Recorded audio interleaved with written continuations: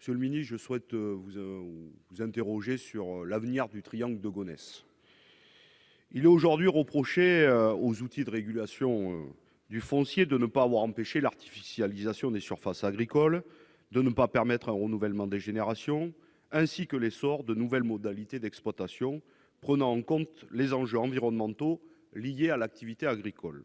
Or, le triangle de Gonesse représente près de 100 000 hectares de terres fertiles perdus en 50 ans au profit de l'expansion parisienne. De même, si le projet EuropaCity a été enterré grâce à la mobilisation citoyenne, et notamment le CPTG, et aussi de nombreux élus, le devenir des 670 hectares du triangle de Gonesse, dernière niche agricole aux portes de Paris, reste aujourd'hui soumis à des menaces de bétonisation. Un autre quartier d'affaires, ou encore, comme l'annonçait Emmanuel Macron, plusieurs projets coordonnés sur une superficie plus étendue, plus mixte, plus moderne. Se pose également la question de l'évolution du type de culture sur ces 670 hectares, aujourd'hui cultivés par une dizaine d'exploitants qui ne sont pas tous propriétaires des terres. Blé, colza, orge, maïs, autant de productions qui ne sont pas forcément en lien avec la consommation du territoire qui entoure cette poche agricole.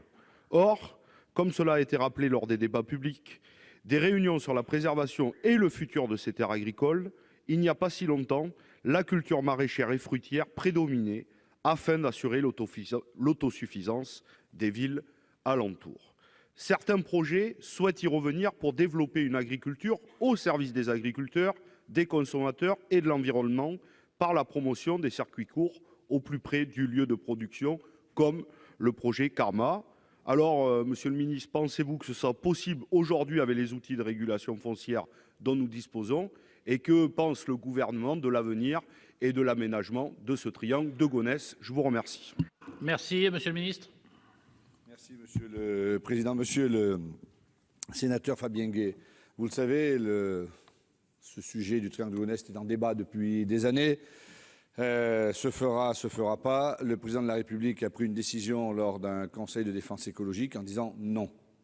Aujourd'hui, l'heure n'est plus à l'artificialisation des terres pour faire des grands centres économiques, des grands centres d'achat, etc.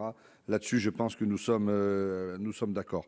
Pour autant, le devenir de ce secteur est très convoité, n'est pas fixé. Vous connaissez mieux que quiconque le lieu. Et c'est un endroit où, évidemment, beaucoup de gens voudraient y aller, voudraient investir. Bon.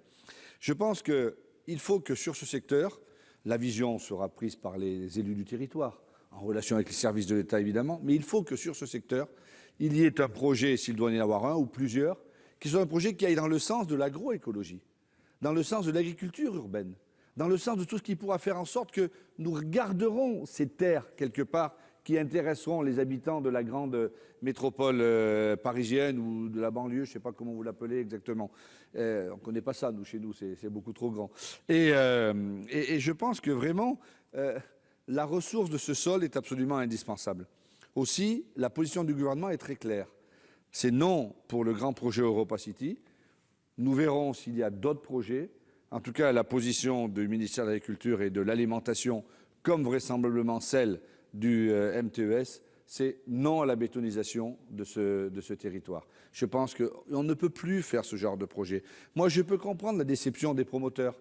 Je peux comprendre la déception des élus locaux qui avaient là la possibilité peut-être d'avoir une nouvelle activité économique, génératrice d'emplois, créatrice de richesses. Je peux le comprendre. Mais ça, ce sont des aménagements du passé. Et au demain, il faut prévoir les aménagements du futur.